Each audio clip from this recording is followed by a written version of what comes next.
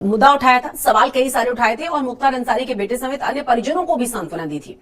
अब ओवैसी की पार्टी की तरफ से दावा यह किया जा रहा है कि ओवैसी को मिल रही है धमकियां। पार्टी प्रतिनिधियों का दावा यह है कि ओवैसी के मुख्तार अंसारी से परिवार के सदस्यों से मुलाकात करने के बाद से अज्ञात पते से धमकी भरे पत्र और अज्ञात इंटरनेशनल नंबरों से कॉल का सिलसिला तेज हुआ है। आरोप यह है कि मुलाकात के बाद सोशल मीडिया पर भी धमकियां लगातार दी जा रही हैं। ज्यादा जानकारी के साथ हमारे संवाददाता अब्दुल बशीर जुड़ गए। अब्दुल, सबसे पहले समझना चाहेंगे क्या ही साफ हो पाया कि आखिर ये धमकियां दे कौन रहा है, कौन है, इसके बारे में क्या एआईएमआईएम की तरफ से कोई संकेत दिए गए हैं और क्या इस मामले में पुलिस की तरफ से कोई कार्रवाई की गई है अभी तक?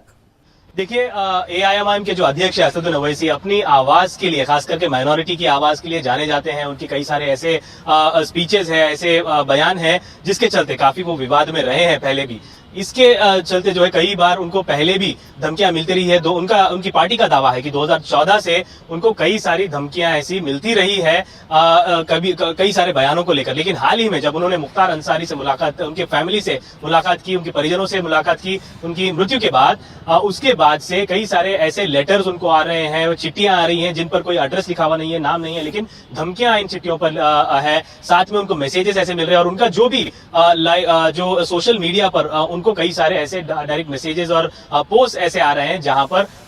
उनको जो है धमकियां दी जा रही है कि अगला नंबर उनका होगा। अगर हम पूर्व में अगर याद करें तो जब यूपी के विधानसभा चुनाव चल रहे थे तब असदुद्दीन ओवैसी को इसी तरह की धमकियां मिलती रही थी, जिसके बाद उन्होंने हैदराबाद के साइबर क्राइम में एक पिटीशन दाखिल की थी, एक कंप्लेंट दर्ज की थी, जिसकी कार्रवाई अभी तक होना बाकी है। लेकिन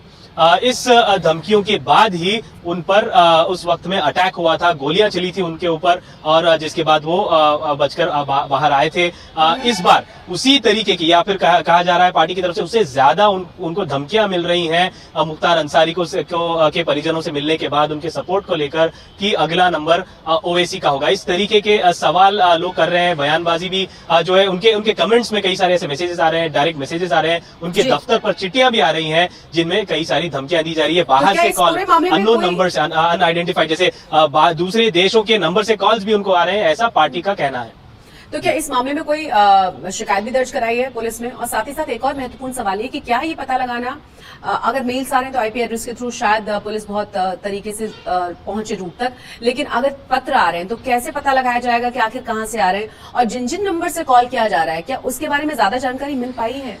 कि कौन कौन से देशों से इस तरह के इंटरनेशनल कॉल्स किए जा रहे हैं धमकियों वाले? देखिए, असदुद्दीन ओवैसी का पहले से ये रिकॉर्ड रहा है कि उन्होंने कभी अपने साथ सिक्योरिटी साथ में लेकर घूमने की उनकी आदत नहीं रही है। हैदराबाद शहर में खास करके जब भी वो जहां भी जाते थे अपनी खुद की गाड़ी वाहन चलाते थे, अपने बिना सिक्योरिटी के घूमने की उनकी आदत थी। लेकिन जब उन पर अटैक हुआ उत्तर प्रदेश में, उसके बाद उनकी सिक्योरिटी बढ़ा दी गई, जिसके चलते अभी वो खतरा तो थोड़ा टला ऐसा लग रहा है। लेकिन पार्टी का ये कहना है कि ये जो खत आ रहे हैं, ये जो चिट्ठियां आ रही हैं, इस पर कोई एड्रेस नहीं हो रहा है। और कई बार हैदराबाद शहर की पुलिस को कई सारे कंप्लेंट्स दिए गए, लेकिन इस पर कोई कार्रवाई अभी तक नहीं हुई है, कार्रवाई होना बाकी है, जिसके चलते अभी नई अर्जी, अभी लीगल एक्शन के लिए वो लोग आगे बढ़ेंगे, ये उनका कहना था। लेकिन इस तरीके की चिट्ठियां आना, इस तरीके के मैसेजेस आना, और इस वक्त में जब चुनाव करीब है, जब इलेक्शन कैंपेनिंग चलता है, इलेक्शन कैंपेनिंग के चलते कई सारे राज्यों में उनका जो है कैंपेनिंग होता है, दौरे होते हैं, पैदल दौरे होते हैं, तो इसमें उनकी सिक्योरिटी को लेकर कई सारे सवाल खड़े किए जा रहे हैं पार्टी की तरफ से। और हैदराबाद शहर में खास करके जब यहाँ पर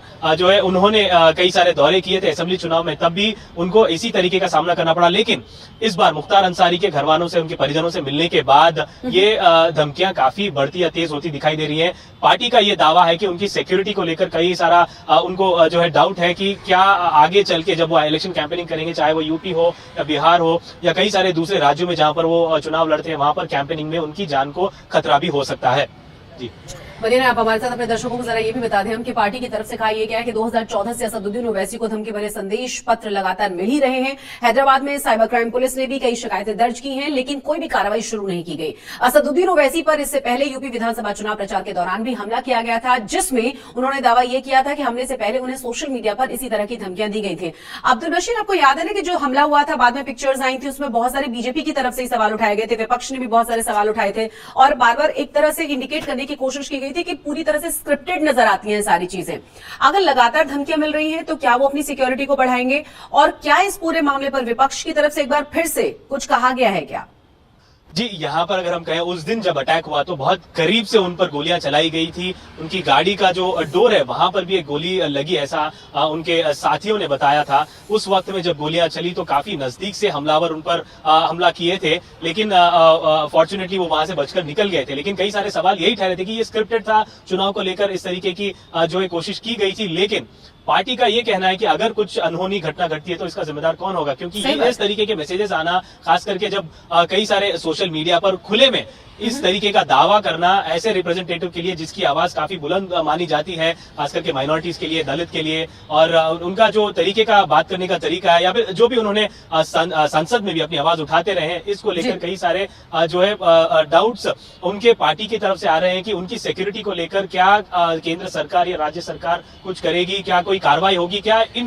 ये लोग जो इस तरीके के मैसेजेस भेज रहे हैं, चिट्ठियां भेज रहे हैं, कॉल्स कर रहे हैं बाहर के देशों के नंबर से, क्या इनको ट्रेस किया जाएगा, क्या इनको पकड़ा जाएगा। उनका यही साफ कहना है कि हमने अपनी अर्जी जो है दाखिल की है, अपना पिटीशन, अपना कंप्लेंट सरकार को दिया है, राज्य सरकार को दिया है, केंद्र सरकार ने हालांकि उनको सिक्योरिटी भी प्रोवाइड की है, लेकिन क्या इन लोगों को पकड़ा जाएगा, इन लोगों को पर कोई कड़ी कार्रवाई होगी जिससे इस चीजों पर रोक होगा। क्योंकि ये जो हैदराबाद से ये सांसद रहे हैं, एक बार नहीं कई बार यहाँ से जीत कर आए हैं, अभी भी यहाँ से प्रत्याशी है, हैदराबाद पार्लियामेंट से वो लड़ने वाले हैं ऐसा बताया जा रहा है। लेकिन इस जो इलेक्शन, खास करके लोकसभा इलेक्शन के चलते उनकी कैंपेनिंग में उनको खतरा है, ये तरीके का दावा, ये दावा उनकी पार्टी के लोग, पार्टी के रिप्रेजेंटेटिव्स लगातार करते रहे हैं। खास करके कुछ दिनों में काफी सहमे हुए हैं, लीगल एक्शन की बातचीत हो रही है, क्या लीगल एक्शन लिया जाएगा, क्या तरीके का जो है कार्रवाई होगी, चाहे हैदराबाद पुलिस की तरफ से हो या फिर कोर्ट अप्रोच करेंगी इनकी पार्टी, इस पर अभी जो है क्लियर पिक्चर या क्लियर क्लैरिटी मिलना अभी बाकी है।